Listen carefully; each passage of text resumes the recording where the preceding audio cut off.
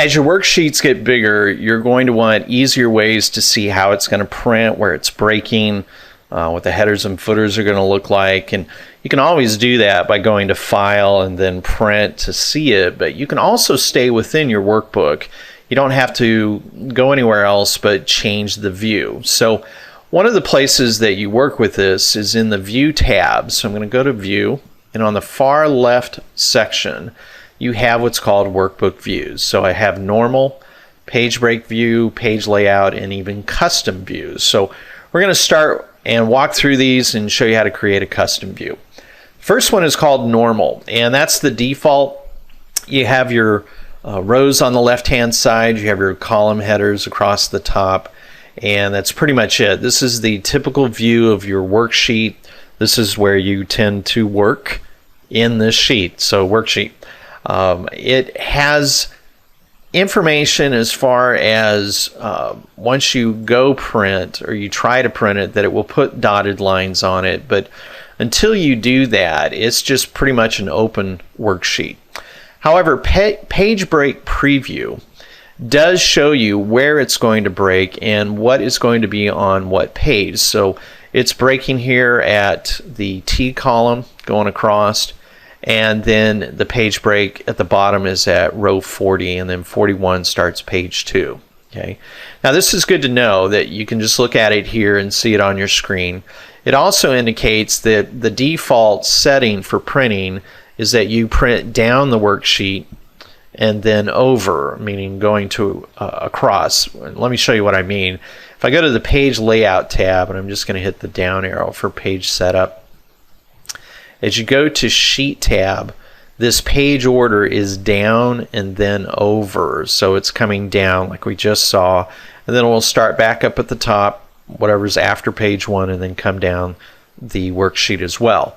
Here, when you choose over then down, it would be printing across the worksheet first, and then goes down a level, and then it comes across again. So that's a good thing to know. And that you do have that option, by the way. So this is following the default, which is down and then over. Okay.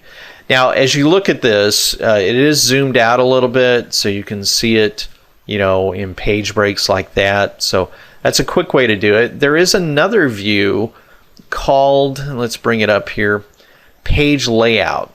Now, this one adds not only that kind of view, but it also brings in a ruler. So if you need to see the rulers on the left side and the top, but it also shows your headers, so you can see that there, and your footers. So there's page 1 of 2 and so forth. So this one is more of how it's really going to look when it prints. So if you're trying to get in there and customize the actual print, this is probably the best view of it without having to go into Print Preview. Okay, so all of these pieces are in here so that you can work with it. By the way, in the bottom right corner of your screen, you'll see these options available. This button right here, this is Normal View, so I click on that. The next one is Page Layout View, and then the third one is Page Break Preview. Now I know up here they are not in that order. They're, this one is after this one, but that is the same buttons that are available in the bottom right corner. Okay. Now, let's talk about custom views. A custom view is typically used to do a quick application of a custom way that you want to show something or print something. It can incorporate all kinds of display settings like column widths, row heights, hidden rows and columns, different cell selections. You can even filter and have different window settings. It also is typically used for printing, so you can do page settings like your margins, headers, footers, even sheet settings. All of those things can be put into the worksheet, and you save it as a custom view, and later you can reapply it whenever you want to use it. So what's nice about that is you find documents that you may work with on a daily, weekly, or monthly basis, and you have to create reports off of it, or you have to go in and present that information. So instead of having to redo it every single time within that same workbook, you can create this custom view. It'll do all the filters and things that you need it to do very quickly, and then you can go ahead and print or present from there. Okay, so to start this, we're going to go back to normal view, and what I'm going to do is I'm going to say that in my typical presentation or my monthly print, what I print is this information here. Let me just pull that over to there. Meaning we don't tend to show anything about commission or personnel. This is the thing that I need to be showing when I do this custom view. Okay, so a couple things that are going on here. I've selected a part of the worksheet, and to say that I want this for just this print, then you would need to insert a print area. And I know we haven't covered this yet up to this point, but we will in a lot of the printing options. But I'm going to go ahead and show it, set print area. All right, so it would just print this piece first, and then it would print everything else after that. You can also do things where you're adjusting, the columns. Okay, because I'm really just specifically focusing in on this information. So I'm going to bring this up. There we go. And at times, I may look at this information and go, you know what? Maybe I don't want the head count here. So I'm going to go through or go on number 5, right click and hide that. There we go. All right. So you can do all kinds of different things. You can change colors. You can really change a lot of different things that you want to work with. But very simply, you're selecting areas for print. You're changing the way that it looks, or you're hiding things that you don't want to show. For example, maybe the rate. We don't want the rate showing, so I'm going to hide that as well. Okay. And all of this is going to be my custom view. So whenever I print this, I can show that. Or if I'm presenting and I'm kind of hiding things off on my screen, then I could technically hide everything else if I want to, so that I'm just showing that. In fact, let's go ahead and do that. I'm going to drag, select all of this.